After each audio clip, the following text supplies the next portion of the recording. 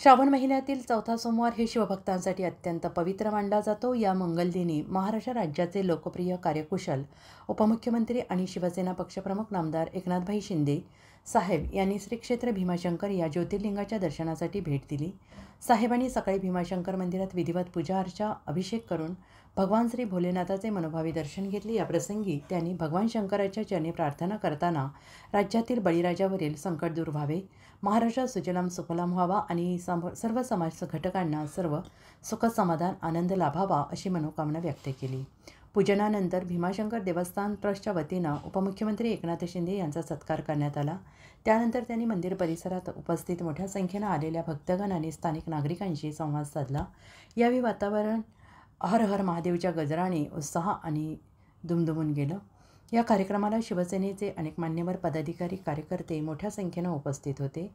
त्यामध्ये शिवसेना सचिव राम रेपाळी, ठाणे महापालिकेचे माजी महापौर उपमहापौर रमाकांत मडवी, माजी नगरसेवक विकास रेपाळे, मंदार केनी, शिवसेना जिल्हाप्रमुख देवदास तरेकर, महाराष्ट्र राज्य प्रदूषण नियंत्रण मंडळ सदस्य नितीन शेटकोरे, युवासेना कार्यकारिणी सदस्य सचिन बांगर, शिवसेना खेड तालुका प्रमुख निलेश पवार, युवासेना जिल्हाप्रमुख बापूसाहेब शिंदे, धनंजय बापू पठारे, युवासेना तालुका प्रमुख विशाल अप्पा पोतले, आंबेगाव तालुका प्रमुख प्रवीण थोरात, शिवसेना नेते रमेश भाऊ येवले, शिवसेना संघटक नित्यानंद शेट येवले, युवासेना सचिव वैभव ढोकले, युवासेना शिरूर तालुका प्रमुख विष्णू वाळके, कट्टर शिवसैनिक सागर वरपे, शिरूर लोकसभा सोशल मीडिया प्रमुख सोमनाथ नवले आदी मान्यवरांचा समावेश होता। श्री क्षेत्र भीमाशंकर परिसरातील खेड, आंबेगाव, शिरूर तालुक्यातील असंख्य शिवसैनिक भक्तिभावाने उपस्थित राहून या ऐतिहासिक क्षणाचे साथीदार झाले।